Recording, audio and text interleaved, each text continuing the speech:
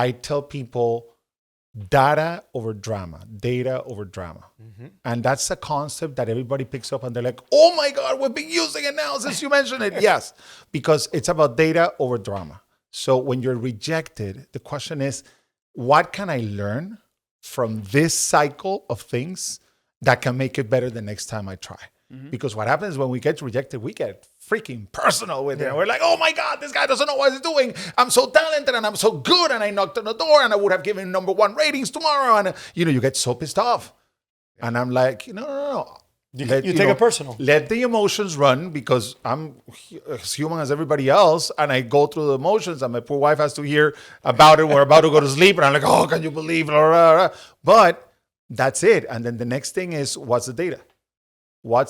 Okay, what am I getting? Is it the timing? Is it the price? Is it so that's what has allowed me to reframe rejection as part of the process as opposed to the end of the process.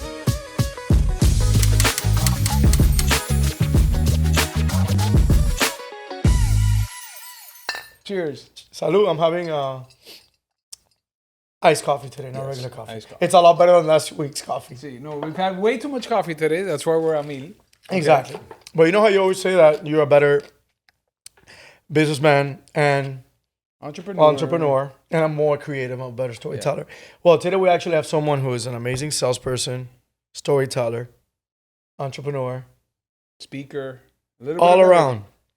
And he goes by Don't Sell, Storytell. So tell us what that is all about. Well, we need to first introduce, Alberto Sardiñas. Hey, how's it going, guys? Thanks for having me. Salud. Cheers. I like your coffee mug, by the way. Thank you. Yes. Yeah, this is our podcast. I'll tell you more about it in a minute. Made by Challenge. Hold on, but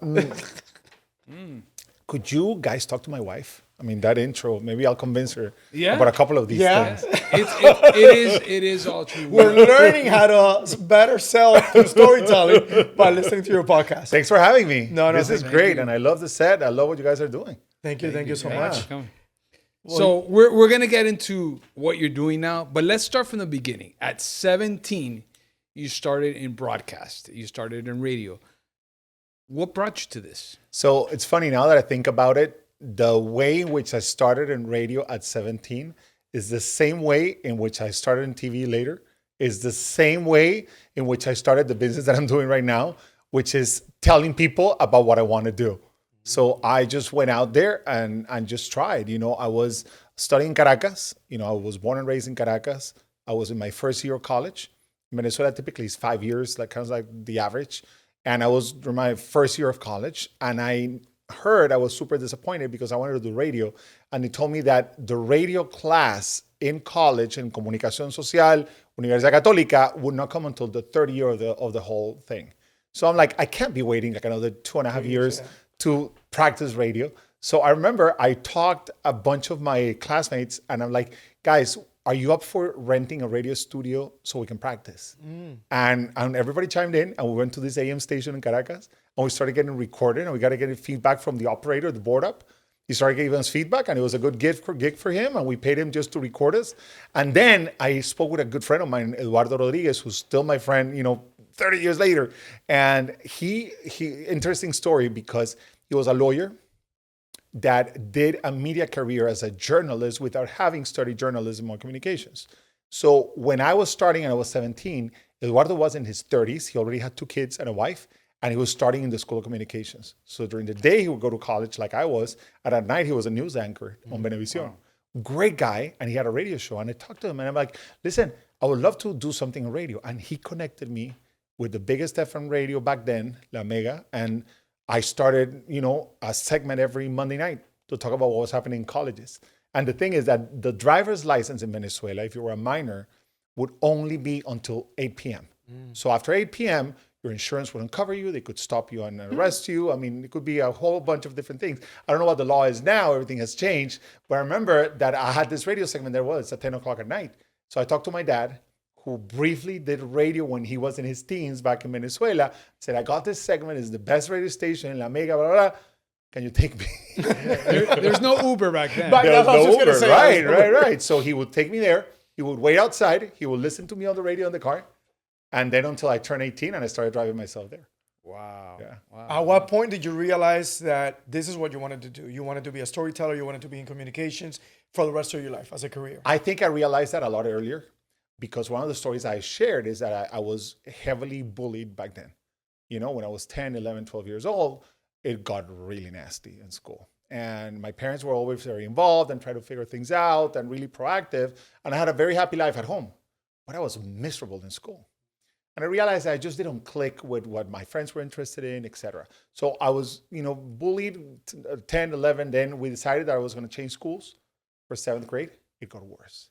Wow. It got so much worse in 7th grade. I mean, the type of thing that I share when it comes to bullying. I mean, I was so bad in sports.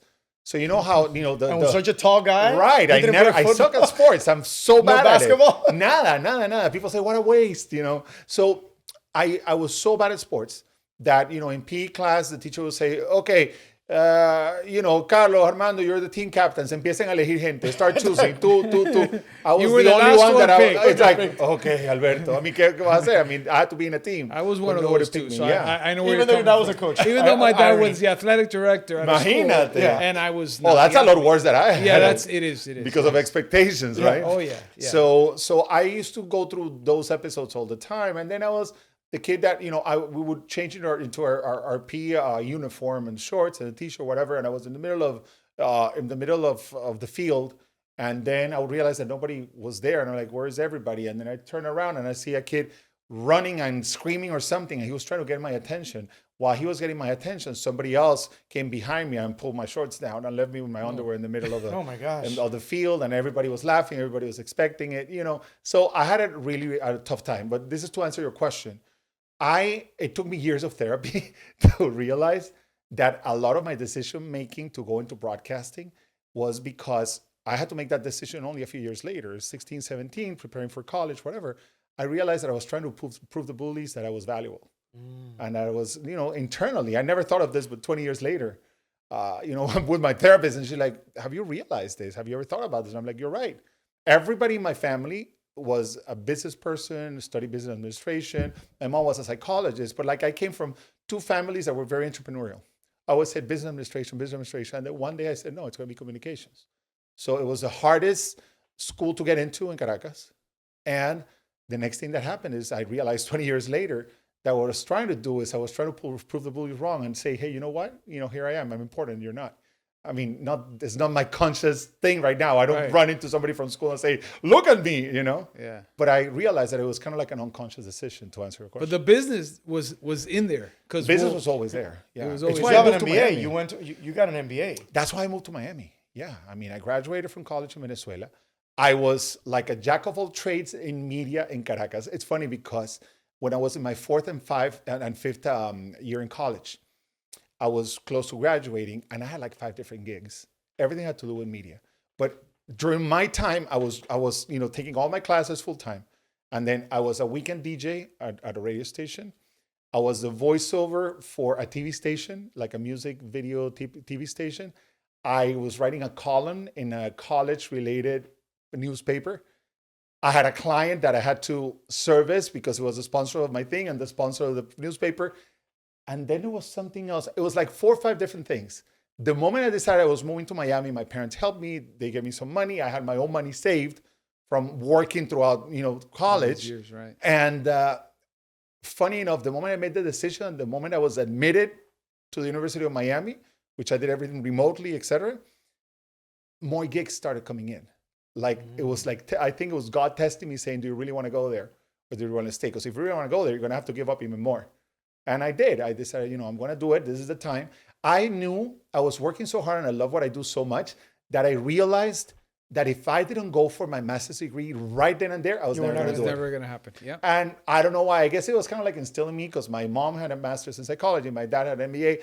Everybody, in my head, I was blessed enough to be in a family where they went to college and they had a graduate degree. And I was like, it was almost like a natural thing. Yeah, it's expected. Right. So that's how I moved to Miami. I moved to Miami to start my MBA. Growing up, were there any storytellers that influenced you? It's a great question. I think that the best storytellers that I had were my relatives. My grandfather, who was a businessman, was a huge storyteller. That's my dad's side, my abuelo Eloy. My dad's name is also Eloy, and that's the Cuban side. My grandfather was a great storyteller. Even for little things, he would be like, oh my, and he would make something little just huge, and he would be so engaging. Now, what's interesting is that on my mom's side, and my mom, who passed 20 years ago, she was Colombian, and she came from a family that of a lot of entrepreneurship. So my grandfather Jack, who I never met because he died when my mom was very little, he was a Romanian guy that in the 1920s or 30s came to Colombia, sent by his family at 16 or 17 years old to see if there was a chance for the family in South America. And he ended up being a huge entrepreneur. He imported the first refrigerator to Colombia, to Bogota. And Bogota, as you guys know, is a pretty cold city. So the idea of a refrigerator was like, who needs like something? Yeah, exactly. Sand in the desert. It's like, who needs anything? So he was a big storyteller and a big, again, I never met him, but I see the history of the family. I mean, he turned that into a massive company, retailer that would sell in a chain of stores, furniture, refrigerators, I mean, all sorts of things. He used to represent Singer, like the Singer machines, the sewing machines. Singer in Colombia, for example. So he, from what I gathered, he was an amazing storyteller, and that's how he grew his business. During your years in communication and broadcasting and creating content for people, when did you realize that people were connecting with you as a storyteller as opposed to just going to listen to what you were talking about?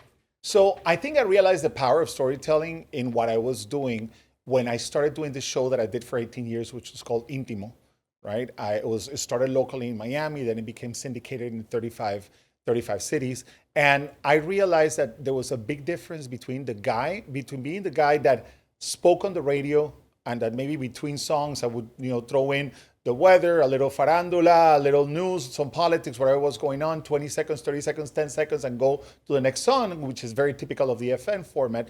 And I had a boss who's now a friend who was brave enough to sort of challenge the system by creating and suggesting that I hosted Intimo. And he said, the format of the show is between songs, people are going to share stories, and you're going to open the lines, etc. I was going through like the toughest moment in my life. I mean, I had gone through a breakup. I called them the 90 days of hell because it was, I had gone through a breakup. I had been in a relationship for almost 3 years. Everybody, these two are going to get married, whatever. Didn't work out. My show that I was brought into the company to do had been canceled because it was a mess. They changed format. So I was now a producer for a while until they realized what I could do on air. And then the biggest blow was that I lost my mom. Wow. And so all of these things happened within 90 days. So when my boss calls me to the office, I'm in such a dark cloud mood that I think he's going to fire me.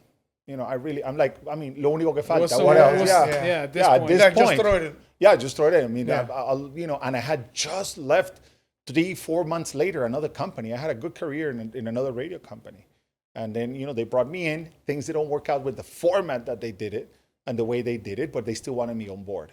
So when he comes in and says, I want you to listen to people's stories, I'm like, no, you're asking the most depressed guy in this building to actually try to help people. Maybe they can help you at that moment. I told him, I said, I will be calling that show. I cannot need to call a show like that. And then that's how I realized what the power of storytelling meant, because it was a show that became such a hit so quickly. And the domino effect that it had in my career was unbelievable. So I realized, hold on, I've been a, sort of like regular average radio DJ, whatever. Just again, they used to call it hora y disco, I mean, like very 80s concept, but they'll be like, okay, ¿qué hora es? And let's play a song and let's play the music. And then I'm like, wow, now I'm the guy listening to stories, and this has turned into a book deal, speaking gigs, contributor on morning TV, all of these things. And I'm like, there's got to be something in the story here. Those people that you interviewed, because you had people calling in, venting, was there a common theme that you heard from all the different people that would call in asking for advice or just to vent? Did you ever see that? I would say that 80% of the calls we received the first few years were infidelity. They were women talking about infidelity. That was it. 80%. I discovered, and this is how I found out, and I lifted you the became mug. like and the psychologist. yeah, yeah. You I became mean, Dr. Ruth. Yeah, Dr. Ruth, tal cual. Yeah. So, yeah, I realized that there was a big pattern in terms of people willing to share that they had gone through infidelity, but there was a lot more than that. I mean, there was family separation because of immigration issues. There was a lot of health issues. There were stories that were super uplifting of people doing things for others that you could never believe that somebody would do for others. I mean, there was one day in which I get a call. I'll never forget this, and I wrote it in my first book, in El Poder de tu Historia. I never forget how I get a call from a lady, and she's telling me that she has a nonprofit organization of her own, not registered or anything. She just has her foundation, and all she does is she collects adult diapers. That's all she cared about. She realized that adult diapers were a thing, or were needed in the society. So, put it on the air, and a lot of people called us. We gave them so she got some traction, some additional traction for her foundation. Couple months go by, and I see my producer who's screening the calls, getting everybody ready. I see him like pale. I'm live on the radio. I'm trying not to show that I'm a little, wondering what's going on. And he signals me that I have to take this call. So I put this call on air, and there's this Dominican lady. And she is calling, and she says, "Are you Alberto Sardiñas?" "Yes, I am. You're calling my show." Exactly. "Well," Yep, that's it. And she's like, "Well, the reason I ask is because I don't live here." "Where do you live?" "I live in the Dominican Republic." "What are you doing here?" "Well, I'm here because my sister died, and I am here to fix everything, the funeral and her apartment and everything else." I'm like, "Okay, so why are you calling?" "I'm sorry, your sister died, but what happened?" "Well, what happens is that my sister was compatible to actually donate bone marrow for someone. And she went from Miami to Atlanta to donate bone marrow for this person without telling any one of us. And she died in the process." Oh my God. Wow. And this sister was the same lady that had called me to collect adult diapers 2 months before to try to help. And how did the sister learn about me? So she opened her computer, and there was an unsent email that was a thank you note from her to me that the sister read on the air. Oh my gosh. After her sister had passed. Wow. So this lady was collecting adult diapers, was helping everybody she could, was willing to go to Atlanta and subject herself to a process of bone marrow transplant. And For died in somebody the to know, process. die in the process. So she couldn't even donate the bone marrow. I don't know how that turned out. Yeah. I'm not sure because Wow. I didn't have the details. But how magical is the universe and how magical is God that suddenly it gets to the point where that letter can be read to me. Wow. When she wasn't able to send it. What a story. Crazy. Incredible. Crazy. I couldn't believe it. This happened a long time ago, towards the beginning of the show. Wow. Knowing everything you've gone through all your broadcasting years, and now you have your public speaker and you're a podcaster, is there anything you would change along the way that you know now that maybe you didn't know 10, 20 years ago? Listen, I think regretting anything can be a mistake because everything you go through is meant to teach you something, 100%. Right? I feel that I have made mistakes. I feel like I have been maybe, sometimes I've gotten the feeling of being too nice about certain things.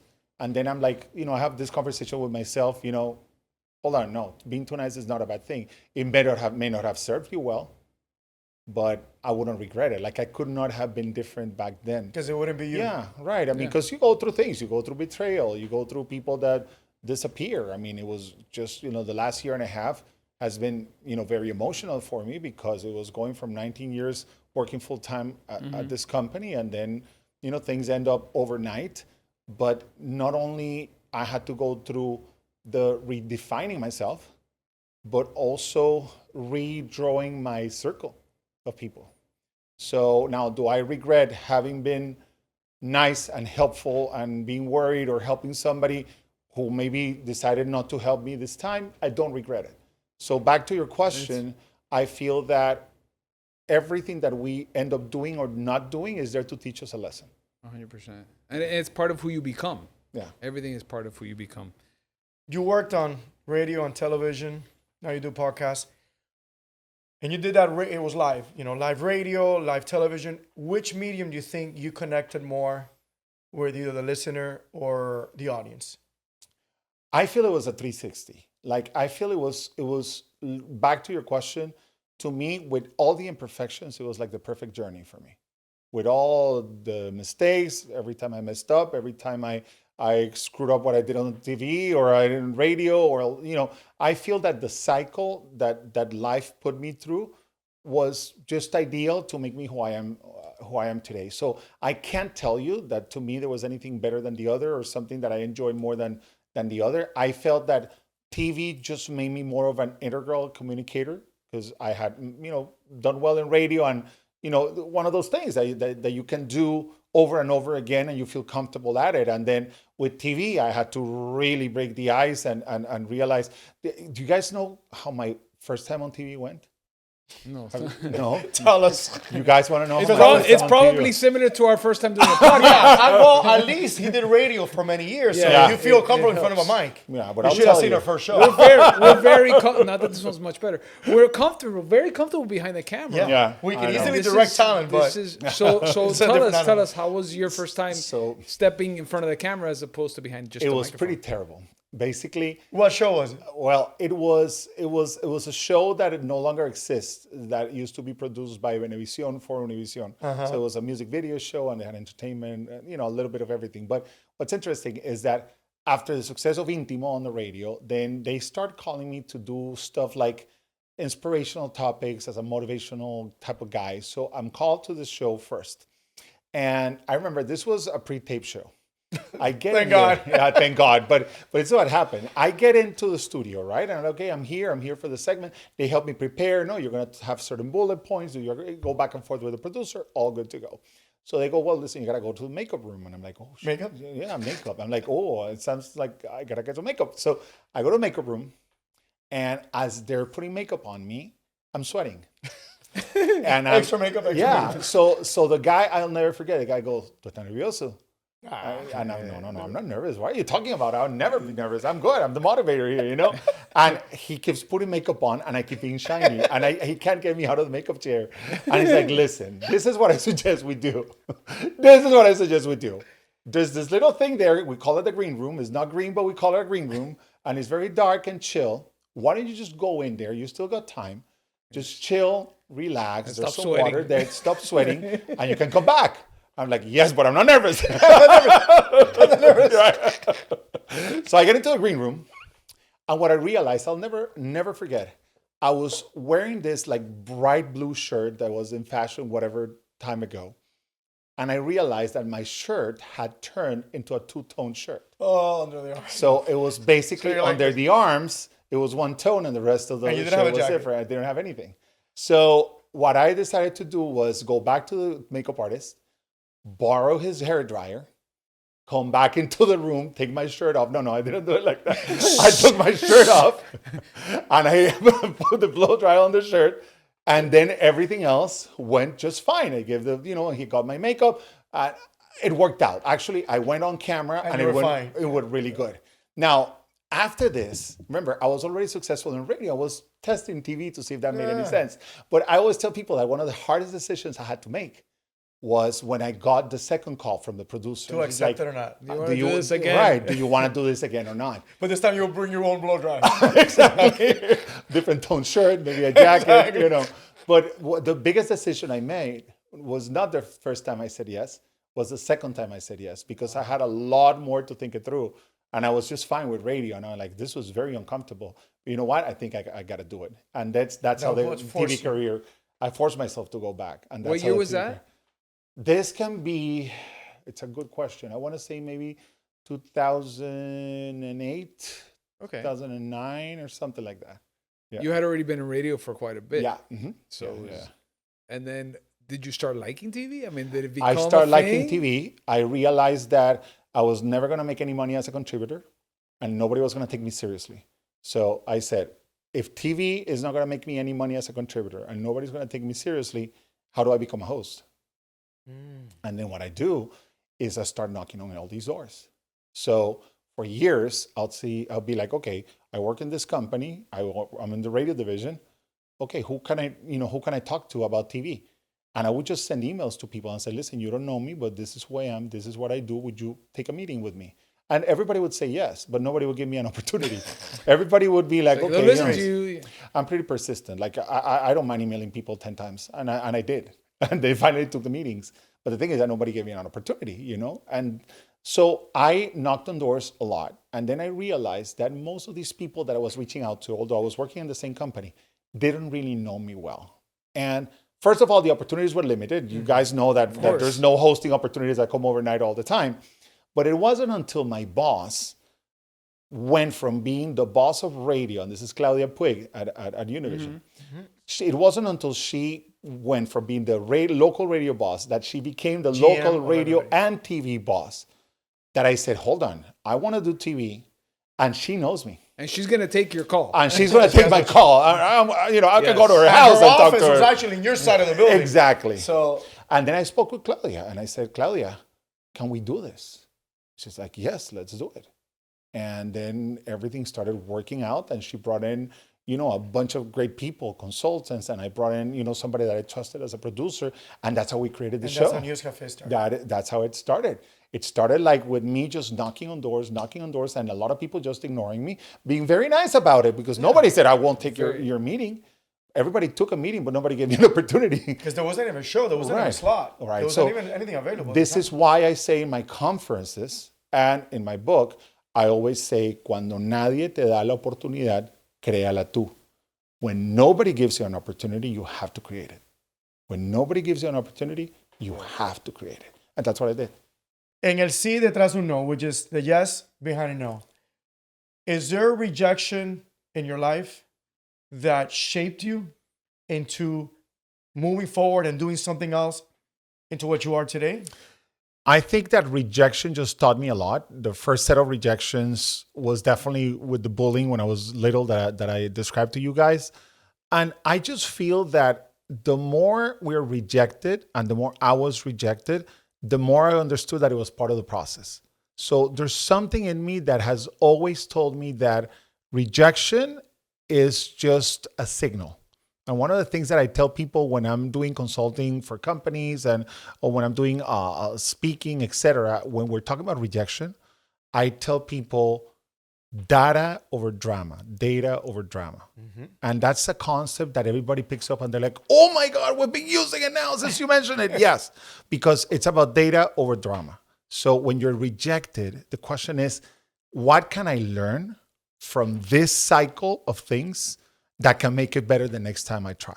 Because what happens when we get rejected, we get freaking personal with it. We're like, oh my God, this guy doesn't know what he's doing. I'm so talented and I'm so good. And I knocked on the door and I would have given #1 ratings tomorrow. And you get so pissed off. And I'm like, no. You take it personal. Let the emotions run because I'm as human as everybody else. And I go through the emotions and my poor wife has to hear about it. We're about to go to sleep. And I'm like, oh, can you believe it? But that's it. And then the next thing is, what's the data? Okay, what am I getting? Is it the timing? Is it the price? Is it so that's what has allowed me to reframe rejection as part of the process as opposed to the end of the process. There's this book. You guys remember Seth Godin, this huge marketing guru? He wrote a book that not a lot of people talk about called The Dip, D-I-P, The Dip. Okay. And the dip is basically when you're going on a carretera and suddenly you see that it kind of like goes down and goes up again. And it's very typical. In Venezuela, for example, rivers go through like these dips. When the river is not big enough to build a bridge, they'll let the river run and they'll just do like a little dip of asphalt and the road will be part of it. So it's important to understand when something like a rejection happens in your life, the hardest thing that's explained by Seth Godin is it a dip or is it a dead end? And that's one of the hardest decisions to make. It's like, is this a dip that is just you're going down and I'm going to go up again? Or is this a dead end? And it happened to me when my job finished, when my broadcasting job finished. The first thing any sane person does is, okay, let me see where else I can do another job. Another job. What is it that I can do? And I knew that I wanted to be a lot more entrepreneurial. So I always search for it, knowing that I could only take something that would allow me to grow my business. So I wasn't looking for the full-time experience of spending 10 hours in the building and then more phone calls before I went to sleep. And it was very intense, especially the last 2 years there were very intense for me, emotionally draining, etc. But I started searching, and and I have an agent and business partner who has been wonderful, and we started looking at different things, and we realized that at least in the moment in which we were searching, the opportunities didn't meet my own moment. Like I could have taken stuff, but it wasn't going to be as productive, as lucrative, as impactful as I was looking to be. So we realized that at that moment, and this could change, and tomorrow I could be celebrated that I'm doing radio again or TV again, whatever the case is. But at that moment, we just decided that that was a dead end. And it just gave me more time to continue growing a business, which has been full of freaking rejections every day anyways.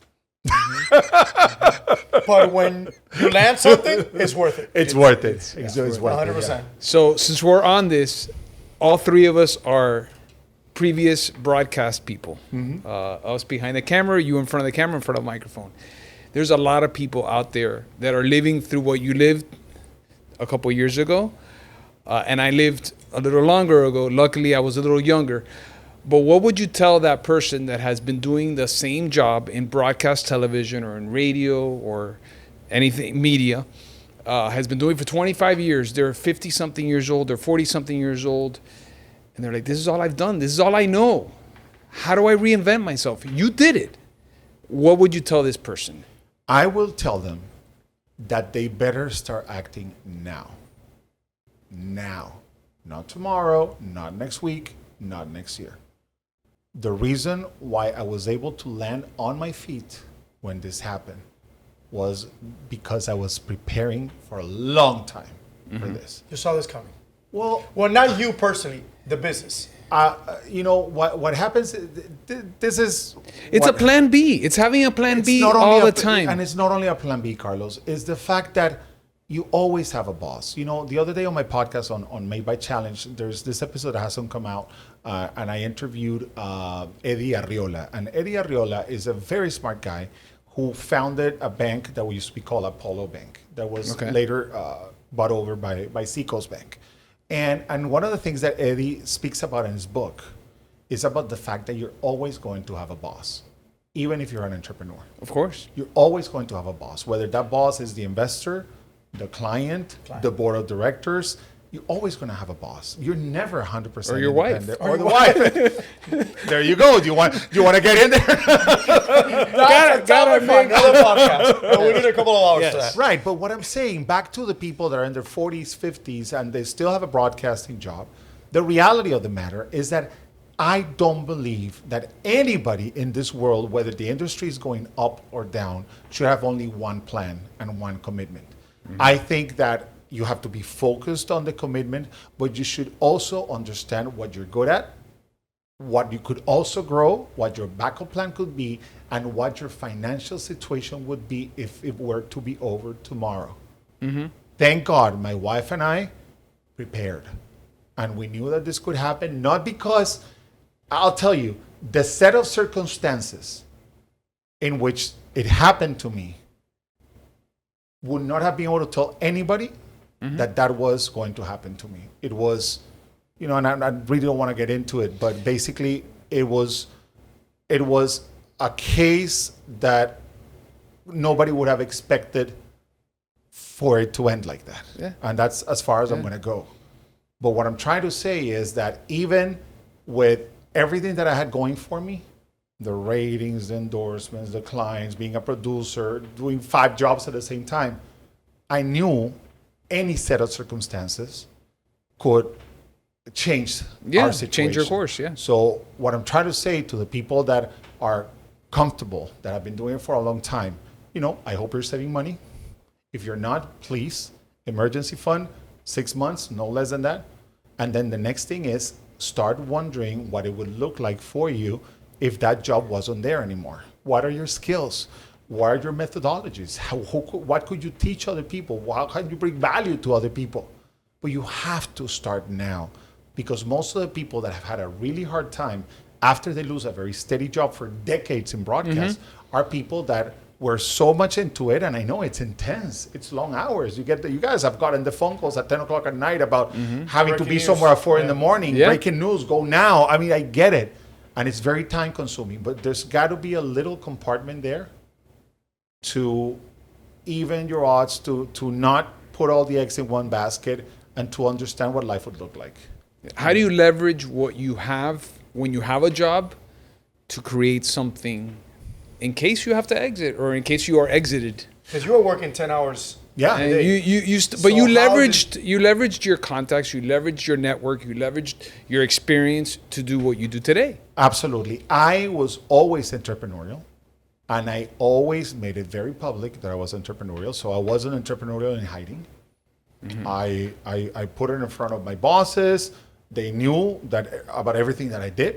They knew about any side activities that I did. I wasn't trying to, to get into little things here and there to make a buck or two here and there. No, I was always very entrepreneurial. And what I always did was find little streams of income and streams of growth that could benefit me at the moment or in the future. That, in my case, turned into speaking, turned into endorsements, turned into social media content, and turned into some consulting as well. And it was all out in the open.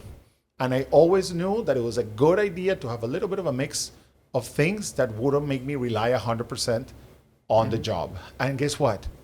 All of my managers, all of my bosses, not only agree with it, but secretly were happy for me. And they would tell me they were happy for me. And by the way, they were wondering how they could also do it themselves. There's no such thing as job security anymore. Absolutely. I mean, it just doesn't exist. Neither entrepreneurial security. Yeah, 100%. But at least you're in control, Exactly. not somebody else.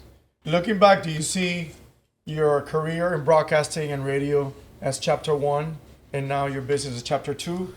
Or you are all building for what's coming, what you're doing now, what's going to come in the future? I learned from a good mentor of mine, and he's a recent mentor of mine. His name is Bruce Truckel. And Bruce was the owner of a massive advertising and branding, mostly a branding agency in South Florida for a really long time. And he's now a speaker and a very wise guy. And I had him on the podcast the other day, and 3 times I used the word never, and 3 times he corrected me, said, never say never. Never say never. So what I'm trying to say is that as much as I can see that as chapter 1, I think it's just chapter life. I mean, it's chapter life. Life is just a bunch of chapters that you don't know exactly where they begin and where they end. 100%. And you just have to be willing to kind of like roll with the punches and try to react in the best way that you can.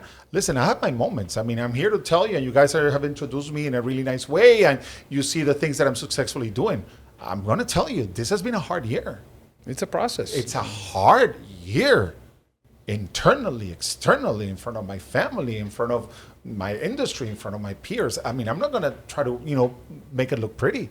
It has been hard, but it would have been a lot harder if I hadn't prepared, if I hadn't saved, and if I hadn't thought about what my career would look like in the future. So to answer your question, Armando, I think more than a chapter is just an evolution, and things can get added to that mix as we go. And maybe tomorrow, right now, you're saying, a consultant speaker and a podcaster. And then, maybe this whole conversation gets outdated because radio got into the mix again, or TV got into the mix again, or film. I don't know. I mean, records are coming back. Exactly. So who knows, really? You know who's into records? My daughter, Sophia. She's 12. There you go. She has vinyls. Yeah. She has vinyls. Yeah. I have the original Thriller, off topic, the original Thriller album of Michael Jackson that I owned since I was 12 years old. Yeah. Oh my God. I have You it in will be storage. Sophia's hero. Because after the Michael movie, Yeah, she's it's all great. into Michael Jackson. Great. And now she has a cassette player. And she has like a Walkman. I'm gonna find and we bought the tape for they did a tape Yes. for the soundtrack of the Michael movie. And now she has it on tape. So Cassette. so who knows what? Who knows? What, Exactly. what's, now, as far as all your broadcasting career and TV, is your approach different to, like, let's say your podcast, or to when you're live in front of an audience? Is there a difference between tape and live? There's a difference in the medium. There's a difference in the delivery and the timing, but the essence is the same. And that's one of the things that I'm working a lot with founders right now. I mean, a lot of my clients are people that are either founders of newer companies or founders and CEOs of mature companies. I mean, I've got the founder that has no employees, and I have the founder that has 1,000 employees. And we have no employees, so yeah, there you go. So you all qualify. We qualify. But what I'm trying to say is that what I do is I realize that the message is the same, but the platform is different. And what's really interesting about it is that as long as you know your message, you should be absolutely comfortable anywhere you're put into. So what I do now with founders, and I have founders that have 0 employees, and I have founders that have 1,000 employees, is that I work on their core messaging. So this is their spine of the messaging. You know how everybody in this day and age offers all these services, right? I mean, I'll do your production, which is what you guys do. Some people will be, I'll do your social media. And the other one's like, I'll build your podcast. And the other one's like, I'll build your TED Talk, right? What I did is I backtracked and I went into the essence of the communication of the person. So when I do the work with founders, to answer your question, we prepare for any and all scenarios. So the messaging, if you know exactly what your value proposition is, what your story is, what your inventory of stories is, which is something that I work with founders a lot on, and you are ready for those answers to questions, and you're ready to pitch your product, pitch your service for growth, because that's what we're helping them with, then it doesn't matter where you are, whether you're live, whether you're recorded, we get ready to roll it out from a podcast or a stage to a one-on-one client conversation. The whole thing changes because the core stays the same. In today's world of podcasts, TikTok, Reels, AI, what has remained unchanged about good storytelling?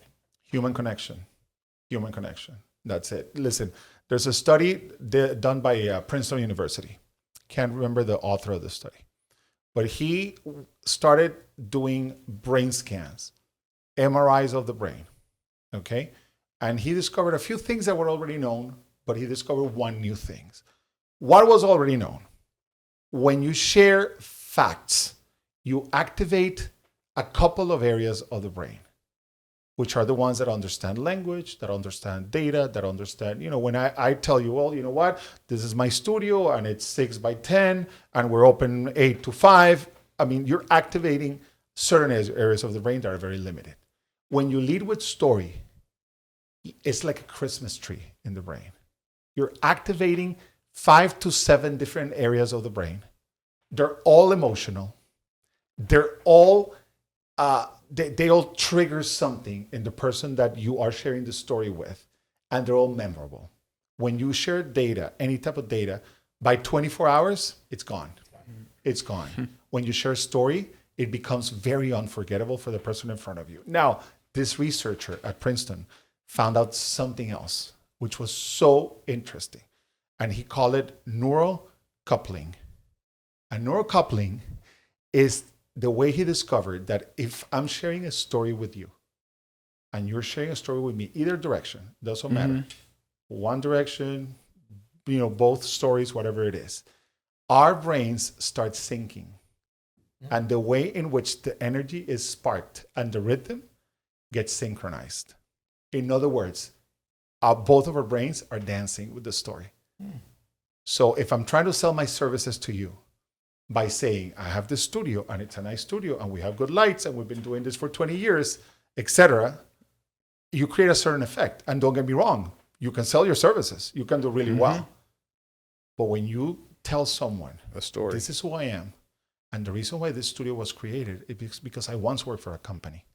And when I was working for that company, they kicked me out and they made me realize that I had a great opportunity to be able to give people a visual experience that was a lot better than the companies offered, and I was going to be on my own, and independency came in and blah, blah, blah, blah, blah, blah, blah, blah, blah.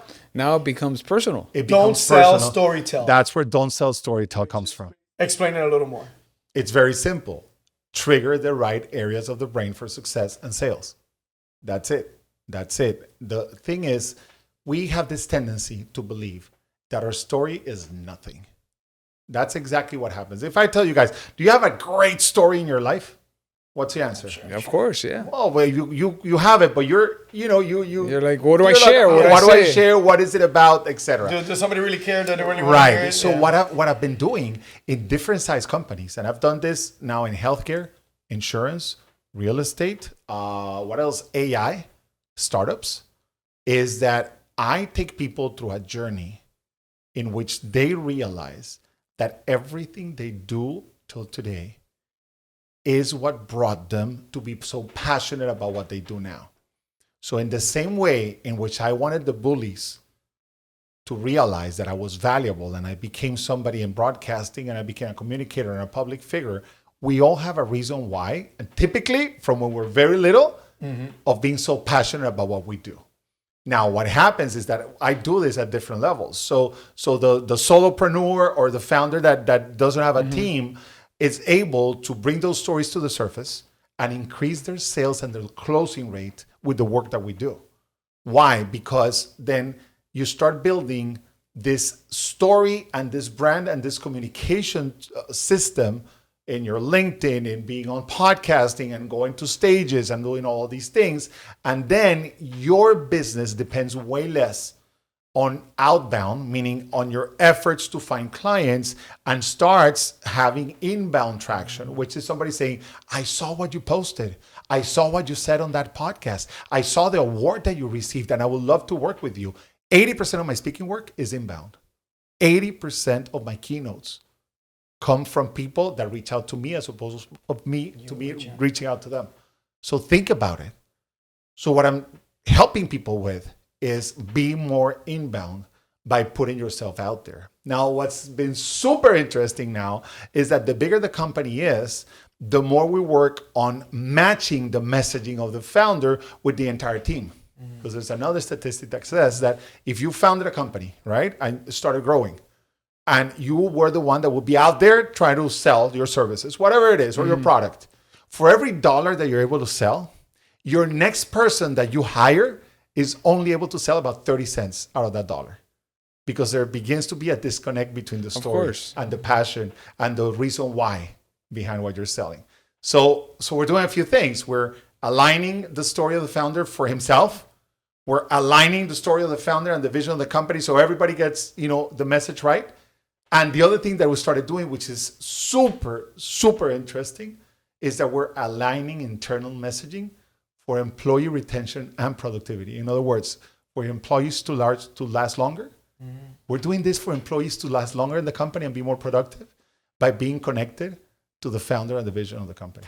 Yeah, everything comes together. So what would you say to a small business that says, but I don't have a story. I'm selling burgers, or I'm reselling clothing or selling shoes.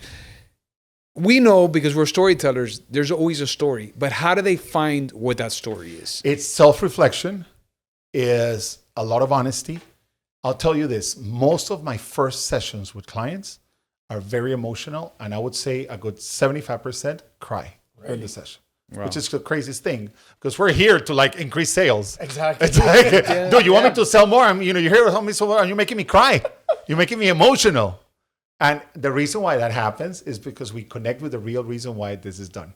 So a small business, anybody who's getting started, ask yourself, why do I do this?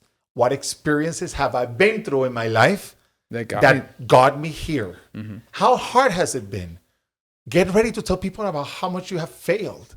Get ready to tell people about how hard it is. Connect at a human level. And the moment you break the ice with connecting at a human level, you're a different entrepreneur. A totally different person. Totally different person. I was giving a workshop for a bank this morning. And there was somebody there who was very vocal about not necessarily agreeing with me 100%. When I said that salary is not the number one factor when it comes to employee retention. Mm-hmm. He's like, listen, dude, everybody leaves because of money. And is it really for money? Or is it really because of lack of connection? And is it really because of money? Or is it because of what money brings to the person? Do you know what that person really wants, that they need to get more money in order to get it? Because when we leave for money, we're not leaving for money. We're leaving for lifestyle, for traveling more, for being able to work from home. There's a million different things. Mm-hmm. So I'm not saying that you're always going to be able to control that. And that's part of the conversation we had. I'm not saying that you're going to be able to fix it. But what happens is that when a client leaves you, because somebody is selling the services $5 cheaper. $5 cheaper, whatever it is. You had a client in your production studio, and then they were like, oh, you know what, such and such came, and they're charging me $100 less, and I'm just gonna go. Yeah. You know what happens when you establish a relationship based on story and human connection, and somebody else comes and tries to steal your client? They're not just trying to steal a client. They are trying to break up a relationship based on emotion. And when that relationship based on emotion is being tried to break, somebody's trying to break it, the person really thinks about it a lot more. And I'm not saying that you're not going to lose the client. What I'm going to say is that way less likely that you lose a client if there's an emotional connection. 100%. 100%. Made by Challenge. Tell me about your podcast. So Made by Challenge is our attempt to storytell, like you guys. And it's our attempt to understand and show people, actually, how the most difficult situations in your life are the ones that shape your future. So what's the requirement to be a guest on Made by Challenge? You have to have a story, and we do a lot of outreach for this. You have to have a story in which your darkest moment ended up turning into who you are today. That's what's called Made by Challenge. Mm-hmm. Now, what we have found is that there's so many people that were made by challenge. From a community organizer, to a politician, to people that have had massive exits. And the other thing in this podcast, we do it seasonally, and we have now, if you guys look up Made by Challenge on YouTube, you're going to find the second season of the podcast. What I've realized also is that people are freaking generous, man. People are so good. I know that, what happens with the negativity and the bad people is that they make a lot of noise. And social media tends to pick up on the negativity and not a lot of the positivity. Right, and everything is just, blown out of proportion. But I believe that 90% of people are great people that are generous enough to come sit with me in Miami in person after they have sold their companies for $100 million. And they're there, and they don't know me. I DM them. And they're there to help other people, not because they don't need it. Listen, I remember I had have you guys heard of Ann Malum? Ann Malum, she's the founder of a fitness studio, Pilates studio called Solid Core. Okay. And Solid Core is all over the U.S. One of these fitness studios are small shopping centers in different places, but they're massive in terms of reach. Because I believe they have over 200 of these studios. Ann Malum started a nonprofit called Back on Your Feet because she was a runner and she used to run past homeless shelters. And she realized that she could encourage some of these people that were homeless to do a little bit of running, to do a little bit of walking. And she started doing that. And she helped people get out of homelessness by working out and by providing them resources, etc. It was kind of like the opening was the running. But after that, and by the way, she's one of the recipients of the CNN Heroes Awards. But Anne founded Solid Core, and she built, literally with her hands and the help of other people, the first studio. I believe it was in LA. She kept growing it. She sold it for $100 million, close to 90-some million dollars. Wow. Now she's an open investor, meaning that she shares with everybody what stocks she buys, how she's making money, how she has built it from 90-some million to 120 or whatever it is her cash is. But what I'm trying to say is that I realized that Ann Malum was in Miami and she had moved to Miami with her husband. And I DM her. And this is who I am. She answered. Had she heard of you before? She had never heard of me. She looked me up and she said, let's do it. Wow. She gave me her Gmail. And we had conversations, and I was very consistent. I had to follow up a lot. I remember this because I asked her at the end of the podcast. I'm like, Ann, what made you say yes to come in person to talk to a complete stranger? And she said, well, because you were kind, you were persistent, and I looked you up and I said yes. So imagine that. And these are people, do you know how many, con el perdón de la expresión, do you know how many come mierdas show up that don't have un peso partido por la mitad, and they show up with 5 bouncers at your door and security and da-da-da-da-da. Ann Malum is driving her car. She shows up, tranquila de la vida, nobody with her. And she's like, hey, I'm ready. I'm like, okay, have a seat. And there's somebody that had $100 million exit. And I'm not saying it. She says the amount that she sold the company for. So what I'm trying to say is that there are a lot of great people. And with the Made by Challenge podcast, I've been able to see that. And I built these great relationships with people that have first come on the podcast, that they've become friends and mentors, etc. I do believe in that. Pay it forward. Yeah. I mean, the same way we reached out to you, we're also And you, kind of and you said yes. And you said yes. At the end of the day, we've been in the business, many years. We look better. We look better behind the camera. But, hey, I mean, but we're doing this now, and we reached out to you, and I've actually been surprised. I've reached out really early on, and a lot of you guys have said yes to us, which is a great thing, you know, and I really appreciate it. Besides the podcast, because of course you need to be an entrepreneur across the board doing multiple things. I know you're an author, and I know you're working with founders. Talk to us a little bit about what you're doing to help companies and founders and small businesses. There's a story behind it, of course. Of course.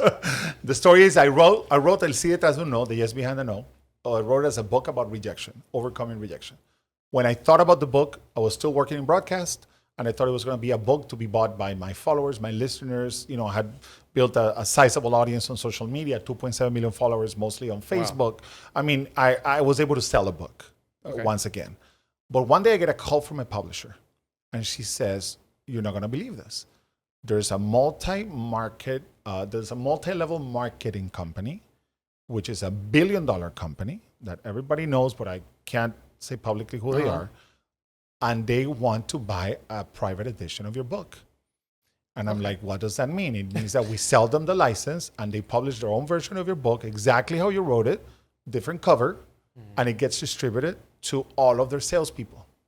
And I'm like, how many is all of their salespeople? He's 15,000 people, she tells me. Okay. So 15,000 copies of my book about rejection went to salespeople. What I discovered was that I had written a motivational book, but they had found in it to be a sales tool.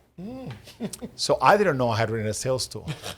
And then when my broadcasting job was over, I realized that there was a business to be built behind that. I started getting hired by sales organizations, a lot of insurance, real estate, finance, direct sales. The other day I spoke with a company that sells water filtration systems door to door. And I was at their convention. I was their keynote speaker for 200 people that do that. And I realized that my work on analyzing rejection from a lifetime perspective and a life experience perspective had value in the sales world. And what I started doing was that I combined everything that has to do with rejection with the power to storytell to help people improve their communication. So what I'm doing now and what we're doing in what we call Storytell Partners, which is my consulting firm, is we take founders and companies and help them straighten their message to make more impact. So that they, instead of having to do all outbound, it's like, okay, reaching out and Facebook ads and this and that, and how do I find another client? Can you refer me? They start building a base of content, appearances, and conversations that make people want to work with them. And that's what we call the inbound. So much better. It's a lot easier. It's a lot better. It requires some work. It's not an overnight thing.